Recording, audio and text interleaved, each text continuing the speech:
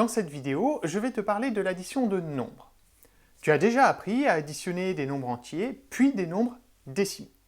Il y a peu, tu as découvert de nouveaux nombres, ceux que l'on peut écrire sous forme fractionnaire, comme par exemple cela.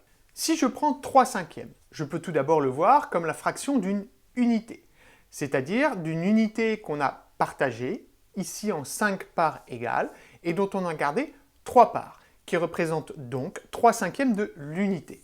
Je peux aussi voir 3/5 comme un nombre qui est le quotient de 3 par 5, c'est-à-dire le nombre qui permet de compléter une opération à trous. Mais quelle est cette opération à trous?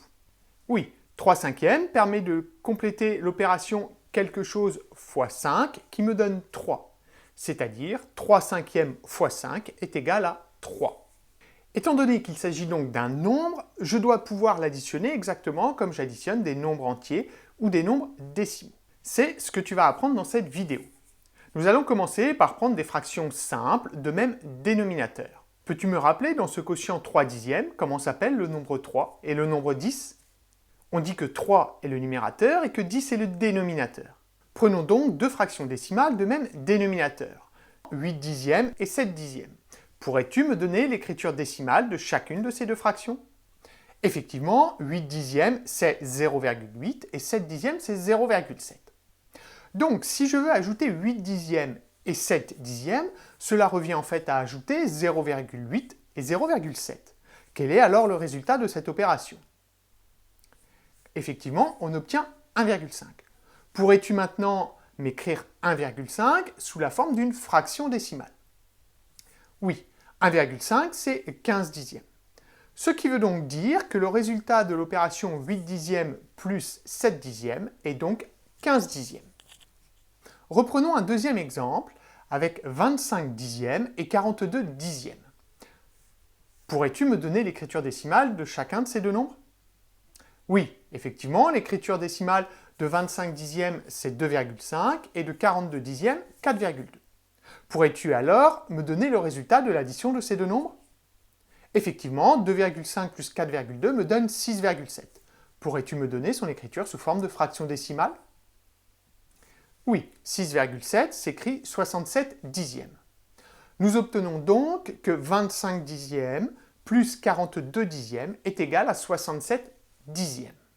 Donc, avec ces deux exemples que nous reprenons ici, nous constatons que pour additionner deux fractions décimales, nous allons devoir garder le dénominateur commun, ici des dixièmes, et puis nous allons devoir ajouter les numérateurs entre eux. Par exemple, ici, 25 plus 42 qui me donne 67. Et effectivement, c'est bien cette règle mathématique qui va me permettre d'additionner deux fractions décimales et aussi deux fractions quelconques. Donc, pour ajouter deux fractions, quelles qu'elles soient, je vais devoir garder le dénominateur en commun et ensuite ajouter les numérateurs entre eux. Donc, si je veux additionner 4/5 et 7/5, je vais garder le dénominateur commun, ici des cinquièmes, et je vais ajouter les numérateurs 4 et 7, ce qui me donne 11. Donc, nous obtenons que 4/5 plus 7/5 est égal à 11/5. Si tu fais bien attention, tu retrouves en fait avec le langage mathématique la règle que tu aurais utilisée dans le langage courant, à savoir 4/5 plus 7/5 qui est égal à 11/5. Donc si je te dis 12/7 plus 3/7, tu me dis que c'est égal à... Oui, 12/7 plus 3/7 est égal à 15/7. Nous l'écrirons sous forme mathématique de la façon suivante. Tu es donc prêt maintenant à essayer d'appliquer cette règle sur les exemples suivants. 8 centièmes plus 20 centièmes, le dénominateur commun est 100 que je garde. J'ajoute les numérateurs 8 et 20, ce qui me donne 28, donc 28 centièmes. 78/10 plus 5/10, je garde le dénominateur commun 10 et j'ajoute les numérateurs 78 plus 5, ce qui me donne 83/10. 4/3 plus 5/3, je garde le dénominateur commun qui est 3, j'ajoute les numérateurs 4 et 5 qui me donnent 9. Nous obtenons donc 9/3. Et enfin, 1/3 plus 2/3 qui va me donner 3/3. D'ailleurs, au passage, 3/3 qui correspond à exactement une unité, donc je pourrais écrire le résultat comme étant égal à 1. Si je fais maintenant le bilan de ce que tu sais faire, tu connais les nombres entiers, les nombres décimaux et les nombres en écriture fractionnaire. Tu sais également ajouter des nombres entiers, des nombres décimaux, ainsi que des nombres en écriture fractionnaire de même dénominateur. Je te propose donc maintenant d'essayer de t'entraîner sur quelques exercices à télécharger au format PDF au niveau 1.